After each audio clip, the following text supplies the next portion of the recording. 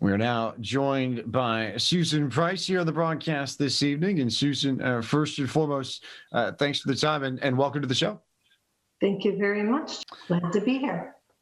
You've got an interesting story as to how you got involved with tonight's event. So just talk about your connections with Mike Nyden and the PCA and how you became involved with the racing this evening.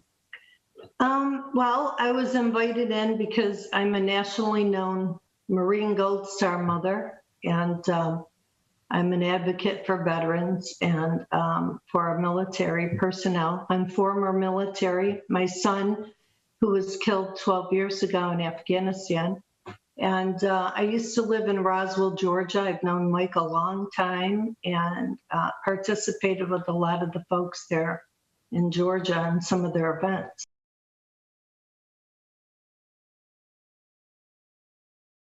I've heard a tremendous amount of stories about your son Aaron in the lead up to this, and I feel like I can't do him justice, and the only person here that could really do that proper is you. So, for those who don't know about your son's story, walk us through that as best you can, and give us a sense of who he was like as a person.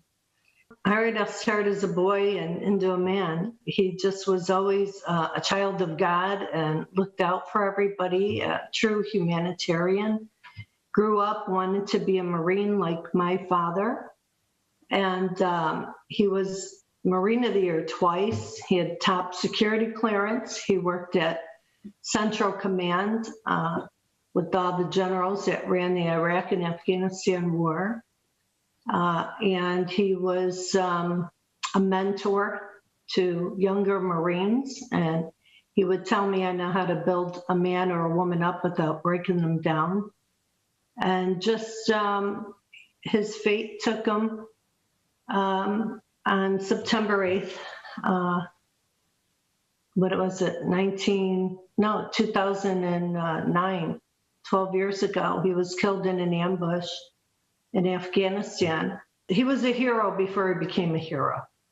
And, you know, the essence of who we are as a character, no matter if you're somebody that wants to become a doctor, a dentist, a nurse, or anybody, you're that person in your spirit before you become that. So Aaron was always a humanitarian and always wanted to be in a world where, you know, you did your share to contribute to humanity. And it's all about the people next to you. It's not the me show, it's the we show.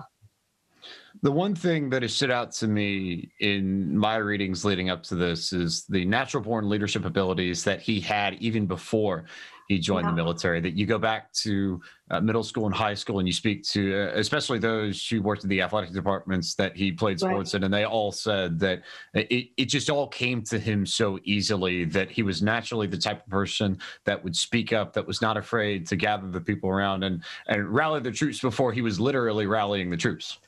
Yeah, exactly. In essence, that's what I was saying. You're that person before you become that person. He was always that leader as a young boy. And you know, it's funny, he had a paper route when he was a young teenager, and we had a lot of elderly that lived on our street. He would check in on them to see if they needed anything at the grocery store. And he just took it upon himself to do these things because that's who he was, a natural born leader. Yeah. Which also encompasses the selfless service piece. And I think we've heard a few pieces already, but do you have a good story that you can think of that exemplifies the heart that he had and his ability to serve as well as lead best? On his way home, we lived in Roswell, Georgia at the time, and he was a junior or a senior in high school. And, you know, they had a grueling 3-hour football practice after school. And his car was dinged up, so it was in the shop. So I told him, just call me, I'll pick you up. And he didn't that day. He took it upon himself to walk home, and it was about a half-hour walk. And he came upon a wallet that had about $1,200 in it. And somebody had cashed their check. That was their rent money. Aaron found the wallet, walked a half a mile out of his way to the police station to turn the wallet in. And the police called me from that very moment, Aaron was there, and I thought, oh my gosh, what's the Roswell Police Department calling me for? Is my son okay? And they said, we want to thank you for raising such a fine young man. We asked him, why didn't you spend the money? You could have just taken the money and thrown the wallet.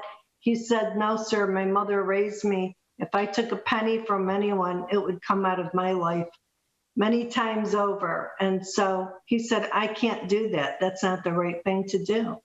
So I came down there and met the policeman and brought Aaron home. But that's just how he was. I mean, since he started to walk and talk, he was always that kid, that leader. I would get the sense that somebody like Aaron would inspire a lot of people around him, much less his family. And upon his passing, you took it upon yourself to, I think, extend that humanitarian bent and continue the work that he had started inside and outside of military life, both on the civilian side too. Right. So tell us a little bit about the programs that you've taken upon yourself in the years since his passing.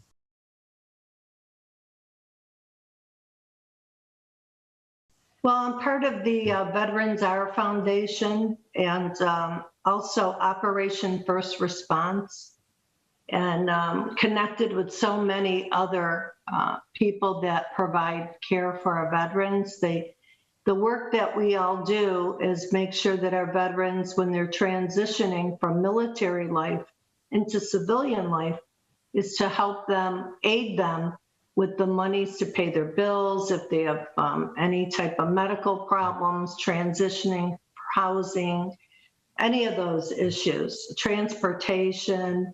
A couple people needed, like the leg, the false leg, and just, there's different avenues that we've helped people and organizations. And it's just wonderful. All the people we meet are angels on this earth. It's not a one person plan. It's, a collaboration, of wonderful, loving, caring people. So.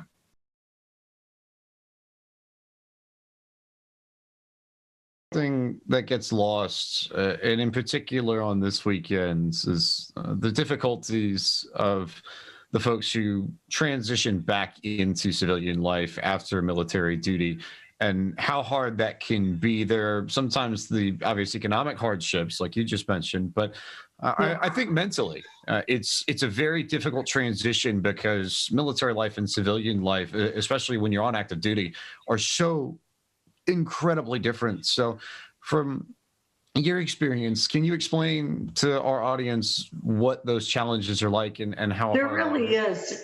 See, the average civilian, we're so spoiled. And I come from a military background, and about a third of the men in my family served. I'm the only woman that served.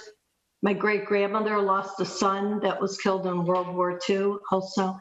So I can tell you that we also inherit some of these traits. You don't think that, but that's how deep our DNA goes. It's a different world. We're families, our military families are families of discipline, service, unconditional love to the highest degree. And when you get out of that environment, which you see war and strife and tragedy, and you always have to be the best person you could be, physically, mentally, emotionally, spiritually, to keep everybody going all the time. Sometimes when we get out, we need that help. We need those angel wings underneath us for a short time so we can pay it forward to others.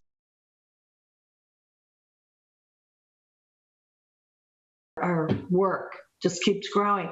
And we're promised that within this next year, there's a lot of quantum type medical technologies that are on the rise. And so I can't wait to learn about them so that we can use them with our people. And one of my dreams, and we're hoping that we can manifest this in the next year or two, Heroes Hope, HOPE. It will be named after my son at the Aaron Kenneth Foundation Medical Center. We want to create a Zen type healing center up in Hiawassee, where Hiawassee, Georgia meets with Hayesville, North Carolina. We have the land there, And we want to put up a big healing center with all the newest technologies and build a hotel for the doctors so that regular medical doctors could learn the new technologies, and we could bring in first responders, veterans, and Gold Star families to heal there. And we've been working on building this dream. And so we're hoping, it's all on paper. Now we need the money to make it happen. So I would expect that to be an impressive blend, not only of state-of-the-art technology, but of an opportunity where you can take full advantage of the nature there. As a North Carolina native, I've seen those mountains. I know that land. yeah, I think Zen is a very appropriate word, because you step out into the mountains and you get that fresh mountain air. And it, I almost think to some degree it gets almost overplayed as a cliche, but it really isn't. If you want peace, go find a mountaintop up there. And I can only imagine that was part of the idea in focusing on the veterans. And I have to believe that can only help them in so many different ways. It could, and we're excited. So we're putting all the components together, and we're working on the funding. So we're hoping in the next year or two to make it a reality and get it going. Should be a lot of fun to see that develop over the course of the next few years. And then I would move up there and cultivate it. And we put a lot of veterans to work too, and give them some peace of mind. And then again, it's all about paying forward so that other brothers and sisters can help heal. We all heal one another.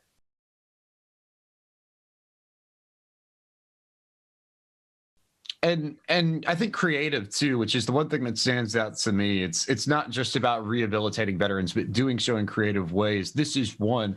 Operation Motorsport is another group that finds ways to creatively rehabilitate veterans and reintegrate them successfully back into civilian life. And from that perspective, I don't necessarily think that it would be the first thing folks would think of when it comes to veteran rehabilitation. But how intriguing is it to see programs like OPMO develop, where you wouldn't necessarily think race cars would be a way to get veterans back into the swing of things, but here we are, and it's clearly been successful. That's right, they are. Whatever heals that individual, we all have our vices. So to take our mind off and start our creativity and take your mind off the pain, the mental anguish.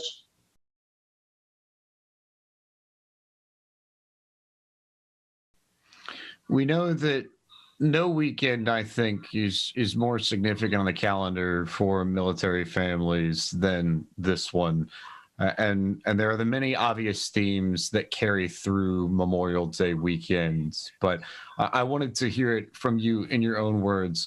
Why do you feel it is so important to make sure that we remember our veterans on this weekend and remember the sacrifices that they have made? Well, as a mother and a patriot and a veteran myself, everybody, no matter what side of the political aisle you're on, you want the best for your family. You want to live in a country that's free from the reign of terror. Less than 1% of Americans serve in uniform, and then many of those are your first responders.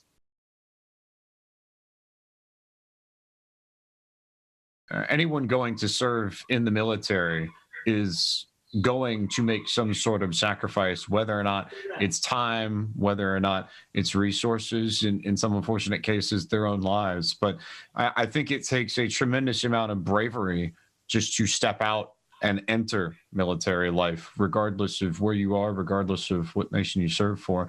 And I think in that sense, I would hope that programs like your program, like OPMO, help people to remember that it is not easy to walk this path, and that those who choose to walk it absolutely have earned our commendations, if for no other reason, at bare minimum, for the bravery, but I would argue for many other reasons just beyond that.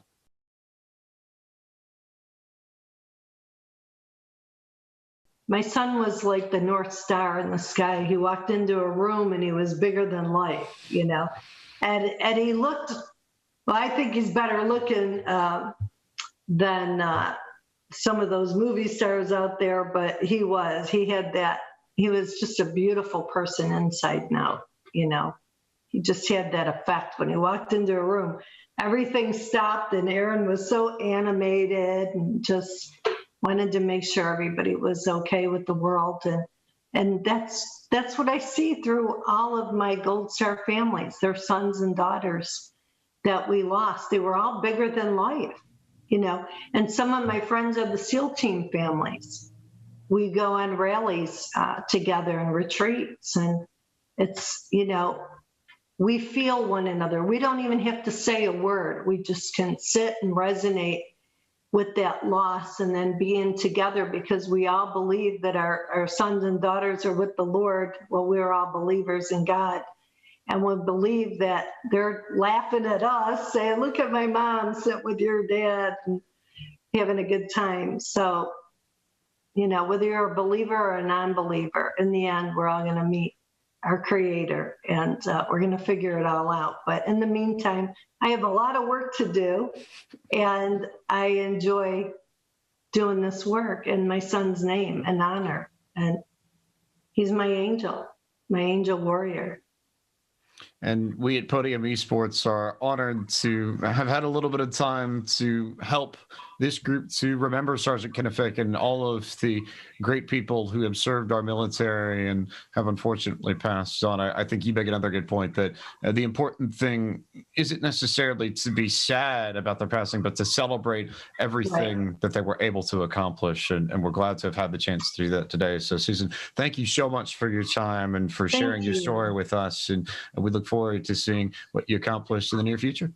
Thank you so much. I appreciate the opportunity. Have a blessed day.